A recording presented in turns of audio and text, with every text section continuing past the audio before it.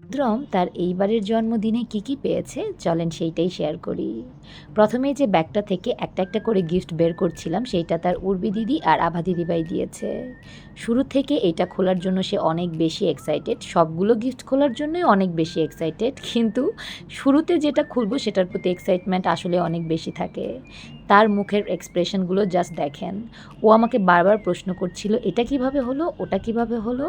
ওরা এত সুন্দর সুন্দর গিফট দিয়েছে, আর স্পেশালি এই কার্ডটা, আর সাথে ছিল উর্বির হাতের স্পেশাল কুকিজ। সব কিছুই রুদ্রম ভীষণ পছন্দ করেছে। এত এত গিফটস পেয়েছে, আমি আলাদা করে কারো নাম মেনশন করছি না, শুধু গিফটগুলো আপনাদের সাথে শেয়ার করছি। আড়ংয়ের এই ড্রেসটা রুদ্রমের ভীষণ পছন্দ হয়েছিল, একটু বড় হয়েছে তো আমি তাতেও খুশি, কারণ একদম সব কিছু যদি সেম সেম হয়ে যায় তাহলে সব কিছু তাড়াতাড়ি ছোট হয়ে যাবে। এছাড়াও রুদ্রম একটা স্কুল ব্যাগ পেয়েছে, ওর লাইফের ফার্স্ট স্কুল ব্যাগ এইটা। আমি যখন ওকে স্কুলে ভর্তি করাবো হয়তো এই স্কুল ব্যাগ নিয়েই ওর স্কুল লাইফের জার্নিটা শুরু হবে।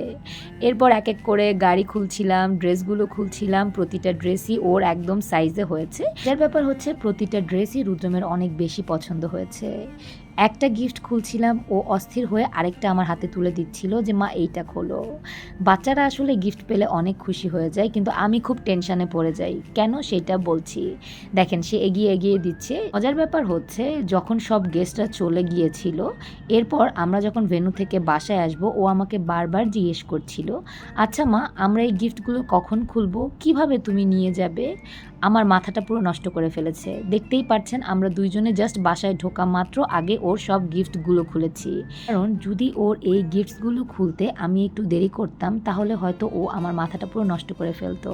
সাথে বাসায় যে বাকি লোকজন ছিল সবাইকেই পাগল করে ফেলছিল কখন ওর গিফটসগুলো খোলা হবে। তাই আমি ভাবলাম যে আগে আমি ওর গিফটসগুলো খুলি। অলরেডি ঘড়ির কাঁটায় দেখতে পাচ্ছেন 12টা বাজতে মাত্র 10 মিনিট বাকি ছিল। আমাদের আসতেও লেট হয়েছিল, আমরা ওখানে কোনো কিছুই খাইনি। আমাদের খাবারটা বাসায় নিয়ে এসেছিলাম যে বাসায় গিয়ে খাবো, কিন্তু রুদ্রমের আবদার মেটাতে মেটাতেই আমাদের রাত 12:30টার বেশি বেজে গিয়েছে। ও অনেকগুলো ড্রেস পেয়েছিল, আর প্রতিটা ড্রেসই যেমন সুন্দর হয়েছে সাথে ওর সবগুলো একদম ফিটিংস। আমার কাছে ভালো লেগেছে, কারণ গতবার কিছু ড্রেস পেয়েছিল, ড্রেসগুলো একটু ছোট বড় হয়েছিল, কিন্তু এইবার প্রায় সবগুলো ড্রেস ওর একদম সাইজে হয়েছে। এছাড়াও ও যে খেলনাগুলো পেয়েছিল সেগুলো ওর কালেকশানে ছিল না, এই জন্য ওর এক্সাইটমেন্ট দেখার মতো ছিল। ওর বেবি দিদি সেই দিন একটা প্রোগ্রামে একটা মগ পেয়েছিল, যেটা সে তার ভাইকে দিয়ে গেছে। এটা পেয়ে তো সে ভীষণ খুশি। আমি আরও গিফটস আনপ্যাক করছিলাম, এইবার সে কালার পেন্সিলও পেয়েছে। সে কালার পেন্টিং করতে ভীষণ পছন্দ করে। আমি তাকে একবারে সব বের করে দিই না, কারণ একবারে সব বের করে দিলে সে একবারেই সব নষ্ট করে ফেলবে। তো যাই হোক, আমি তাকে বলছিলাম যে আমি তোমাকে আস্তে আস্তে সব বের করে দিব। তো দেখেন আমি ওর আরও কিছু গিফটস ছিল সেগুলোও খুলছিলাম। এবার সে অনেকগুলো ড্রেস পেয়েছে। সে আমাকে বলছিল মা তুমি এইটা খুলো ওইটা খুলো, মানে অস্থির পুরো অবস্থা। তো এত গিফটসের মাঝখানে ওর বাবা ওর জন্য গাড়ি নিয়ে এসেছিল। সে গাড়ি পেয়ে এরকম খুশি হয়ে যায়। আমার ইচ্ছে ছিল যে আমরা দুইজনে মিলে ওকে টাকা দিব, কিন্তু ওর বাবা কেন জানি না বারবার বলছিল ছেলেকে গাড়ি কিনে দেই। আমি জানি ও বার্থডেতে একটা না বা দুইটা গাড়ি পাবেই।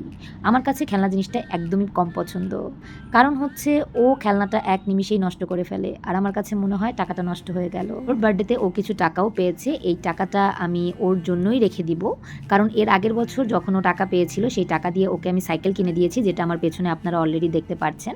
এইবার এখনও ফিক্সড করিনি যে কি কিনে দিব, কিন্তু অবশ্যই এই টাকাটা ওর জন্যই স্পেশালি ওঠানো থাকবে। এবার জন্মদিনে সে পিতলের একটা মগও পেয়েছে।